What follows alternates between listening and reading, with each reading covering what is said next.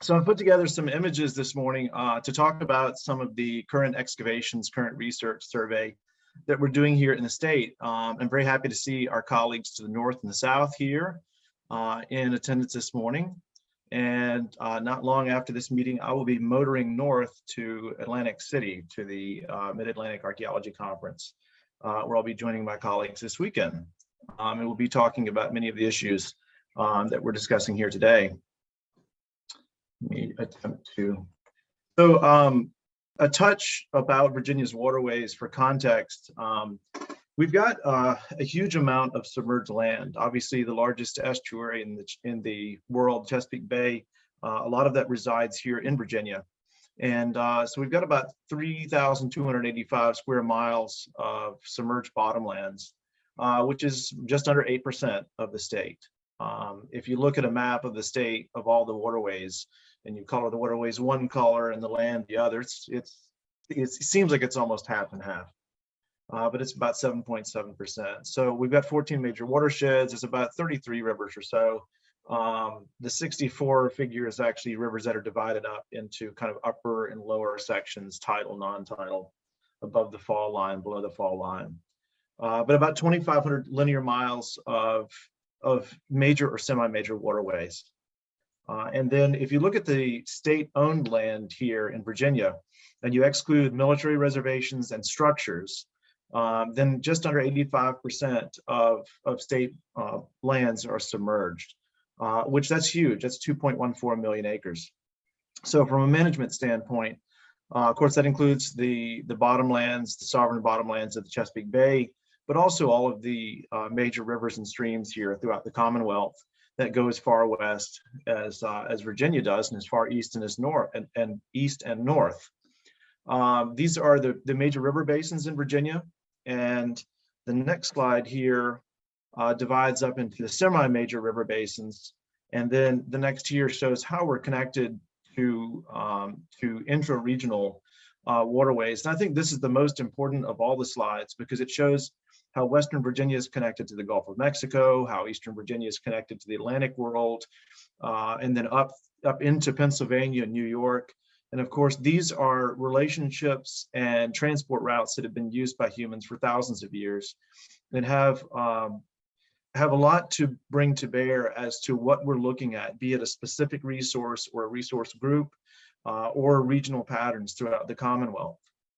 So before we get into the ESHPF stuff, I'll give you a little bit of a background, a few highlights of what we've been doing here with underwater program at the Virginia Department of Historic Resources since last July 10th, when I started on board here. I'm a Virginia native, was born and raised here and lived in Virginia until I moved down to St. Augustine. Lived there for just under 14 years and then moved back with my wife, Lily, to the family farm here in Amelia County, just west of Richmond. But my office is really all of the waters of the Commonwealth. And it's a wonderful honor to work with DHR and my colleague, Patrick Boyle. He's in Richmond today. And I think we've been making good time at getting out and documenting a lot of resources in Virginia that have been underappreciated, may have been recorded before, but maybe that recording experience was 40 years ago, 50 years ago in some cases, so things have changed. The waterways are constantly, even as we speak now, are constantly changing. So the Nansemond Ghost Fleet was kind of my first professional re-entrance into the state. And this was a project that came to us through the Archaeological Society of Virginia's Maritime Heritage Chapter. I was speaking with John Broadwater while I was on a boat offshore of Florida, and we were crafting this project and concocting it. And we're lucky to get funding from DHR to support a pretty broad and major recordation of a vessel abandonment area on the Nansemond River in Suffolk, Virginia. Suffolk is thought to be kind of a modern town, but indeed the occupation of the Nansemond River itself goes back thousands of years. And it became very industrial very quickly in the late 19th century. And these vessels are a record of that transition into Suffolk's modern industrial cityhood, so to speak. Here's Dr. John Broadwater there facing away from us with Nick Budsberg from LAMP during the documentation phase of a Chesapeake Bay bug-eye. And we also worked with Longwood University, Dr. Brian Bates and Robin Ramey. They brought down their laser scanner and we were able to scan large areas with great detail. I've got a couple images of the scans here that show a number of the vessels, and it was as vessel abandonment areas often do when they do it best for us. They show us a complete or nearly complete cross-section of waterborne maritime culture, vernacular and professional, industrial and pleasure, a complete cross-section of maritime culture from a period in time. And that period in time in Suffolk was the late 19th century and the early 20th century during its kind of rise into cityhood and its development of intra-regional economic ties and connections. This drawing, in fact, was done from photogrammetry. Nick Budsberg did the majority of this drawing here, but one thing that I think we're all kind of moving into is, as wonderful as it is to be able to sit down on a wreck, sit with it, record it in minute detail and spend days or weeks on a site, that's not always possible. It's just simply not always possible. Resources, time, money, whatever it is, don't allow us to spend that in-depth time that we would really like to. And so it really behooves us to come about and figure a way that we're very economically and efficiently and accurately records a site. So we've been working at various ways to do that. One of those sites is Osborne's Landing. This is the James River just below Richmond. There is a Henrico County boat ramp, and very conveniently for us, Henrico County happens to own about 3 or 4 wrecks there on the foreshore of the James River. Virginia is one of the states that property ownership goes down to the low tidal boundary. And so you can see that here on the James. Florida goes to the high tidal boundary, which is in many ways more convenient from a state perspective, because when you step off the boat at low tide, you're still on state land. That's not the case here. But it just happens to be that Henrico County has a cultural resource manager who's very excited about this. And so we're working together with the Archaeological Society of Virginia and the Nautical Archaeology Society to do a training session this coming July 16th and 17th. And we have about 15 spaces available. They're filling out quickly. And that class is a blend of foreshore and hulk recording, which will start digitally and then move to the foreshore, and what we hope to be a great training weekend there with some of our membership. Here's a picture of Patrick Boyle taking down some notes and taking down some measurements that I'm recording on one of these cross-plank vessels there. Really is a wonderful site to work on, but again, we don't always have the time to spend an NAS class or week, and so we did a quick drone survey of it, and Patrick has been using that with corrections taken in the field to be able to overlay, and this is a very rough first draft, some of the principal timbers of this vessel. We're working to get permission to be able to temporarily clean off the sediments on here. It's only a couple inches of sediments, clean those off, record, and then recover, so we can get all of the construction details. So we can basically pull out a site map from what would be a one-day visit or just a few hours on the site. Another site that, and actually FPAN assisted us with this, is the Jordan's Point Mill and Dam site up in Lexington, Virginia. You'll notice that I'm kind of avoiding a lot of the saltwater sites today because our focus is riverine heritage, and we have no shortage of that here in the Commonwealth.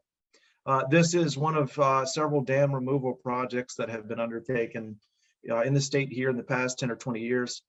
And while there are some very good and positive things about dam removal in terms of restoring the run of a river and anadromous and catadromous fish populations, the American eel, shad, herring, and all of that, there is an obvious cultural resource concern, because number one, many of these dams that are being removed are by themselves historic. And then they also, of course, as dams do very well, they hold things back. And this series of dams you can see in the picture consists of a crib dam that was begun in 1804, completed in 1806, to back up what was then the North River, now the Maury River in Lexington, Virginia, for a series of mills, both textile, tobacco, grain, and sawmills. in the early 19th century as Lexington became a modern city there, modern town. This is in the Shenandoah Valley. So a concrete dam was built in 1911 that was not very well done. It did include a fish ladder, which you can see in the background, and it survived economically as an economically viable enterprise for only about 20 years when it was kind of abandoned and then became a hazard. So it was a low head dam. At least one or two instances of drowning occurred by the dam. So this was over the years slated for removal and finally was removed in 2019. Of course, as when the dam was removed, it immediately began to expose a lot of archaeology upstream from the dam, including the original crib dam from the river, a series of pilings which supported more than one bridge, and then an upriver diversion dam, which you can see highlighted in red here. So the main dam is to your right. The area highlighted in red on the left was a diversion dam feeding a canal that's out of sight in the bottom part of the picture. And all the mills would have been in what's now the park, so the waterway or the grassway there. This was an aerial image, an aerial mosaic done from drone, and then Emily Jane was very kind to help us mosaic that. But it is on a level of detail that you can zoom in and count and measure the individual crib dam timbers with a high degree of accuracy. So this was a great way for us to document what had been discussed and thought was there by the local populace, the local historical society, and even DHR, but had never been documented. It was not conceived of as an archaeological resource. And now it's Site 44 RB 0577. Here's a couple detail shots of crib dam remains that are in the water. And of course, you will find all sorts of things in and around them, including a small vernacular, probably a farm flat or a small one-horse ferry, which most likely washed down during a flood, was dashed against these bridge pilings that date to 1834, and then was caused to sink and fill in with rock. The thing is in immaculate condition, and we've actually been working with the folks at the Albemarle County Historical Society and Hatton Ferry to discuss using it as a basis for replication for an early Virginia ferry. So very happy that that something here in the Valley can become tractionable for another cultural resource manager throughout the state. Something that I have been observing with great interest and a small amount of horror, and I'm probably the last one to realize this here in the audience, is how much wood was used in maritime construction of large masonry construction projects. So we have a pier here from the James River and Kanawha Canal where it would have crossed the Maury River during the 19th century. And I've seen this time and time again.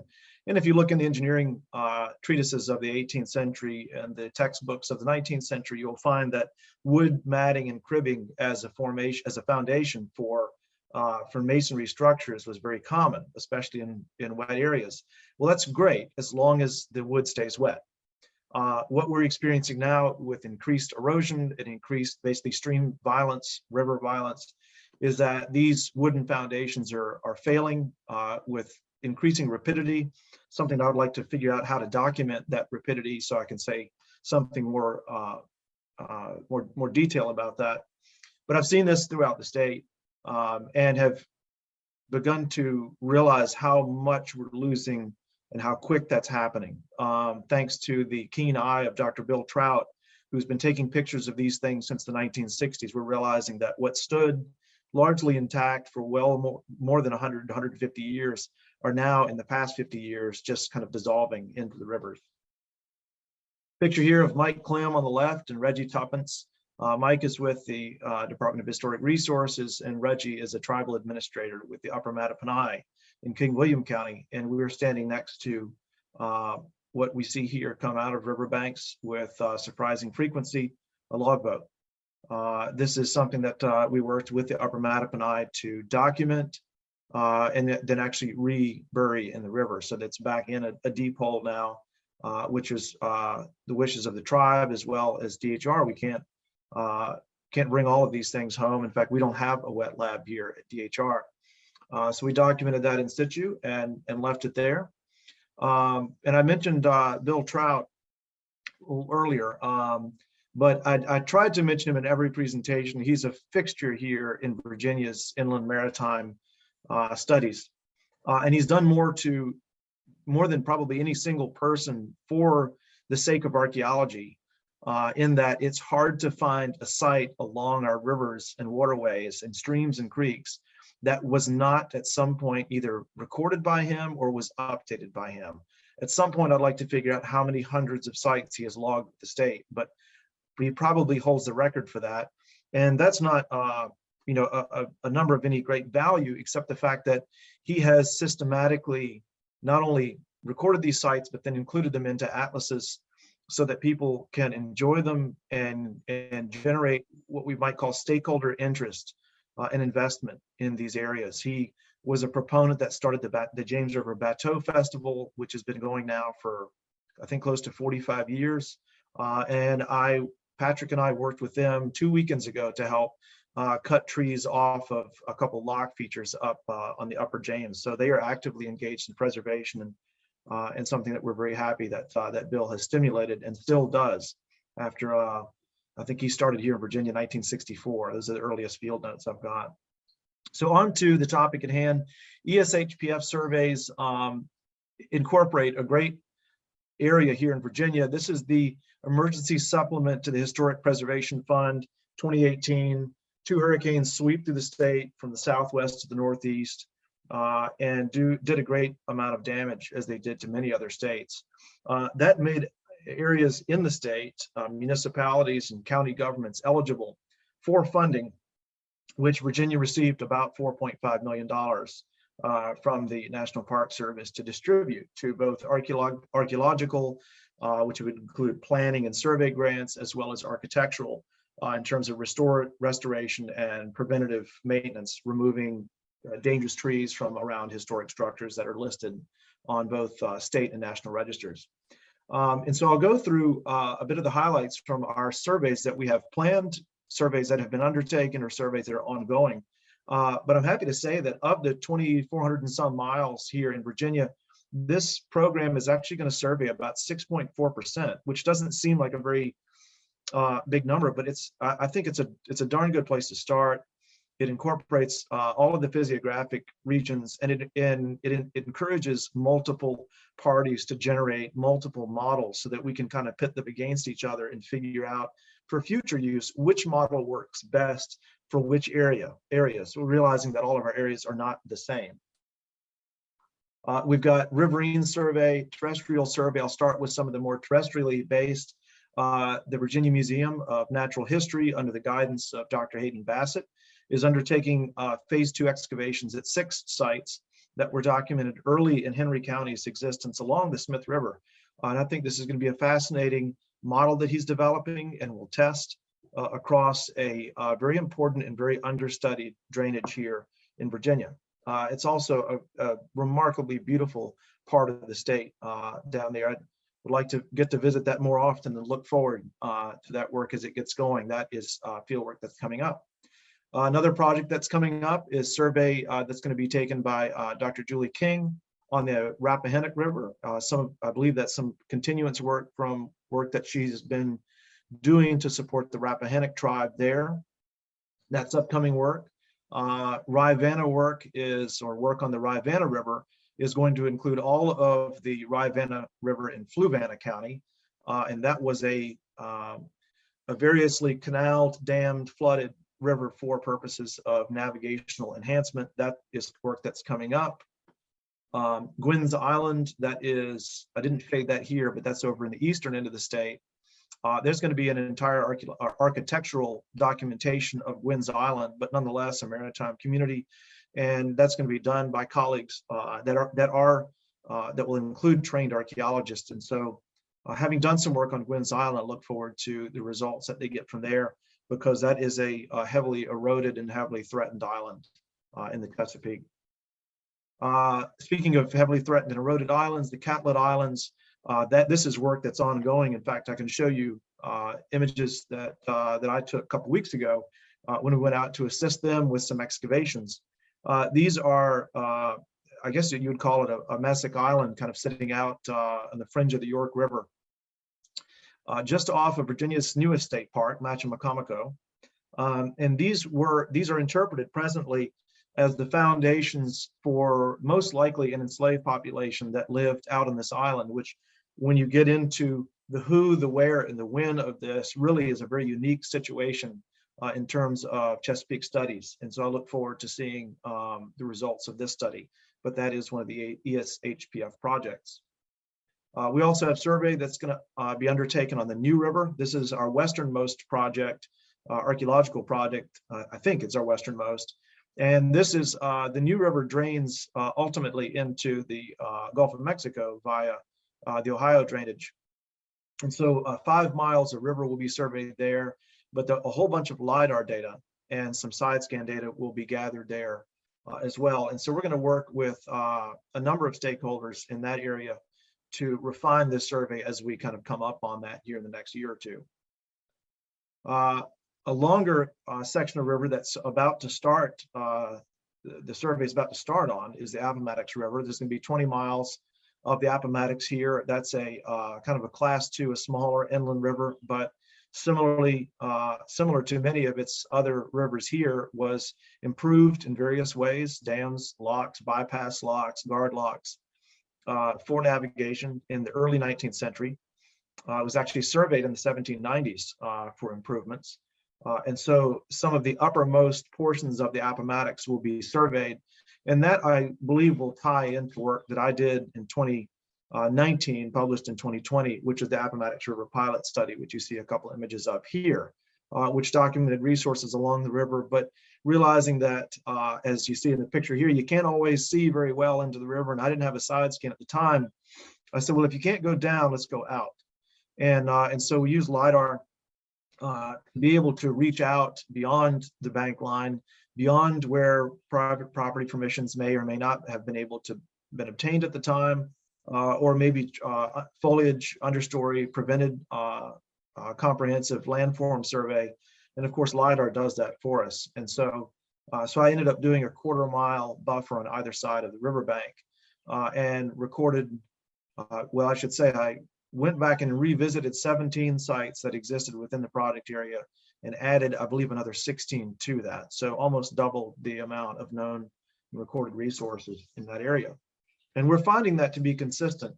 The Bannister River survey here was completed by a contractor this past summer.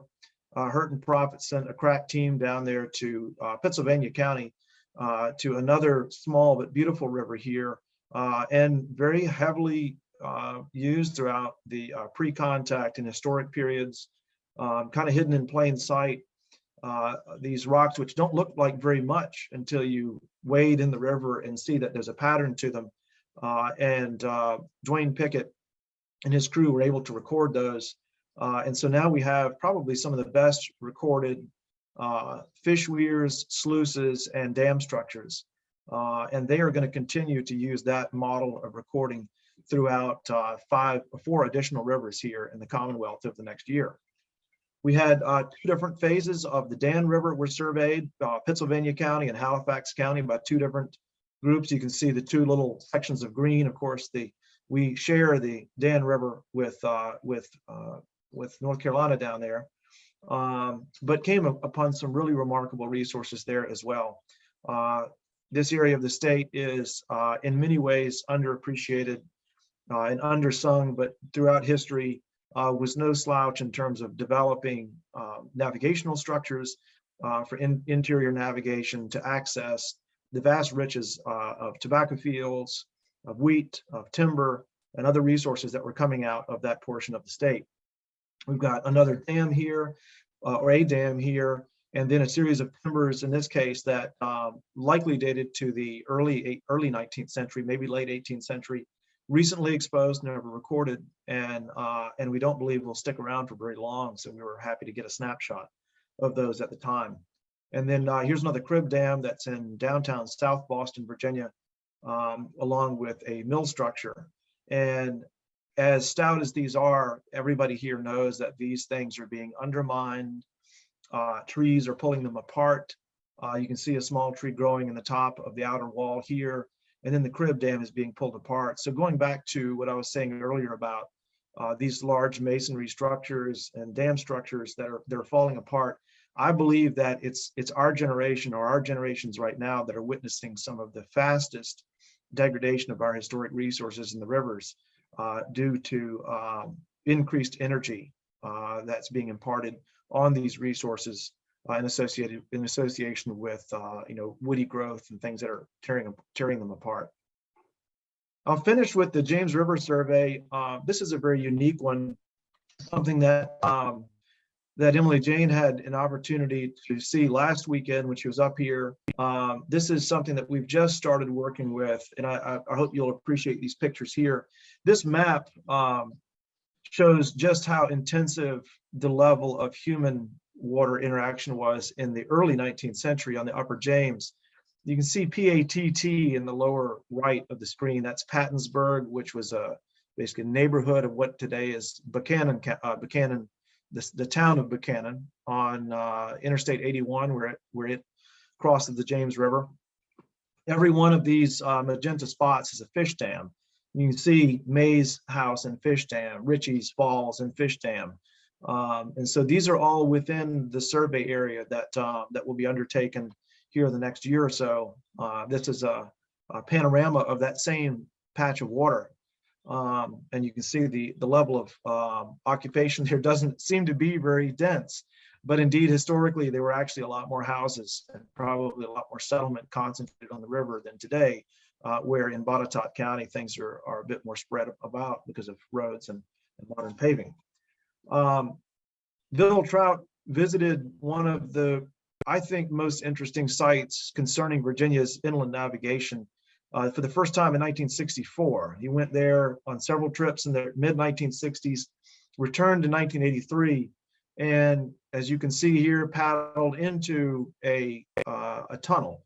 This was one of two tunnels that were being dug through the mountains of Virginia to take the James River and Kanawha Canal, ultimately from the fall line at Richmond, where you have the intersect of saltwater commerce with the Atlantic, freshwater commerce that was bringing iron ore, bringing wheat, bringing tobacco, the riches of Virginia's Piedmont and Shenandoah Valley down to Richmond as a port city. And so as the canal was being pushed further and further into the mountains, the ultimate objective was to create a great inland waterway that would be connected with the Kanawha or Kanawha River Valley in West Virginia via the Greenbrier River, and then down to the Ohio River, down to the Mississippi. And you get the idea. All of a sudden, Richmond is connected directly, or rather indirectly, but by a direct water route to New Orleans. So this was something that in the late 18th century and the early 19th century attracted a great amount of attention by industrialists and agriculturalists who wanted to open up new markets and create intermodal transportation, or in this case, primary waterborne transportation to get the riches out of a growing nation. So Bill brought out this cart in 1983. It was conserved by the Virginia Canal and Navigation Society, but this is an early 19th century, or excuse me, a mid-19th century mining cart. It was a tip cart, and actually the top would turn 90 degrees so you could load it. The muckers in the mining shaft or the tunnel shaft would load it with debris. It would be wheeled out and then turned 90 degrees to be dumped. So you didn't have to shovel it out, but you would basically block your own track. This was brought up and conserved. Bill at the same time, look at, I told you he recorded a lot of sites. Just about every one of these red dots is, well, all of these red dots are sites. Just about every one of them was recorded by Bill. Now, Bill and I have a lot in common, but one thing we don't have in common is he's much more of a splitter and I'm much more of a lumper. So the area in the middle of the shot here are basically all features that have direct association with the Marshall Tunnel. And that was the uppermost of two and the only unfinished tunnel that was part of the James River and Kanawha Canal. And this is a picture taken 2 weeks ago of the western portal to that tunnel. It's remarkable for a number of reasons. Number one, it's unfinished. And in so many cases as archaeologists, we get and see a resource that has not only been finished, but it's been heavily modified, expanded, somehow changed from its original appearance or its original construction from day one. Well, that's not the case here. This is, and I'll use an analogy that I'm probably going to end up overusing, but I think it makes sense. You know, of all the Caravaggios and all of the paintings of masters that we have, there are very few, if any, that are half done. And I'm sure that art historians would love to see a half-finished painting, to see how the brush strokes were applied, how the various paints and colors were mixed to create a masterpiece. And in this case, we have the half-finished painting. It's a half-finished tunnel. It's a landscape of labor, and it's also a flooded landscape, which means great things for us because the level of preservation is phenomenal. This is a picture I took of the other mining cart, which still exists, and it's still in situ, and it's been inundated since 1856 when the tunnel was abandoned and it flooded. And the bottom here is actually full of tools that were just left in place. The concept in 1856 was that, well, the money's out now, but the state will find more and we'll come back and we'll finish this. And we'll come back and we'll come back, and no one ever came back. And so it was flooded and left. This picture is taken from the eastern portal, and actually not the eastern portal, but in the eastern entrance. This is about 454 feet back inside a mountain. And those linear things you see there, this is on a second level. So tunnel operation often kind of went like this, where you have an upper level to work on the ceiling and a lower level to work on the walls and the tunnel floor. So this is the upper level, upper tier, where tunnelers would be drilling into the rock, prying it out, blowing it out, and then mucking it out to the lower level where it would be hauled away on these carts. Those linear impressions that you see there are where timbers would have been pushed into the mud, on which barrows would have ridden to get the muck out of there. When I was looking at this with flashlight with the property owner and Patrick, we realized what these linear striations were. Well, that was kind of interesting. And then we saw these, and they're all over the place in the kind of frozen mud there inside the tunnel. I can't think of another archaeological site or place, and help me if anybody here that knows about one, where you've literally got the footprints of enslaved laborers and Irish navvies or Irish immigrants that were brought over to dig these tunnels. And there's probably a couple hundred, but it's as though people left a couple weeks ago. And these are from the fall of 1865, or sorry, 1856. It took about 2 years of work on this site to realize that it was just too much of an intensive project. But nonetheless, thankfully, because of that, this landscape of labor has been left intact. That's what the tunnel looks like. I did not take this picture. I wish I had, but a professional photographer took this picture. But imagine in the 1850s, canal boats being drawn through here on by a cart path or a mule path there, tow path actually. On the right-hand side, you can see a shelf of rock that's been left for a wooden tow path to be built. There are 2 unfinished locks on the property. There's an aqueduct that was unfinished. There are labor camps, but this is going to be part of the ESHPF survey of the Upper James River, and I think really an important part of the labor history of the 19th century and in industrial improvements here in commerce. And really, as I mentioned, it's amazing because it's half finished, it's frozen in time. The landowner is very interested in preservation, and so we're very happy to work with them to do what we can to document everything and help them generate a preservation plan for the property.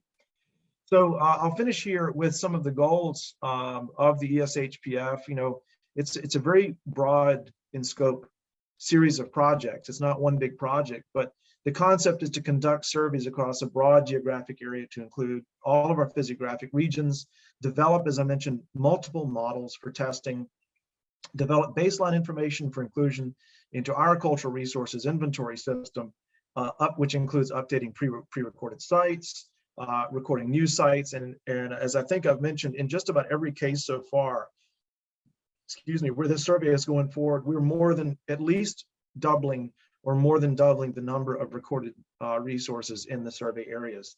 And then I think most importantly out of all of this is to engage various stakeholders throughout the public, be it river interest groups, local historical societies, owners, riparian owners along these waterways, and make sure that they understand what's there and how much value there is in our shared cultural heritage. So speaking of which, one of the new things that we're putting together for this is our little survey craft.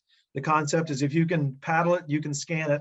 So we put a hummingbird on our kayak, and so a lot of upland areas which have never received remote sensing attention in the rivers will soon, and we're very anxious to get out and use this and see some submerged heritage here in the Commonwealth. But thank you all for joining us. We appreciate I appreciate the opportunity to present to you this morning, and I'm happy to entertain any questions you have. These are some of the areas that we worked since July of last year, and we've got a lot more planned, a lot of exciting things coming up. So happy Friday to you all, and I'm vulnerable to questions.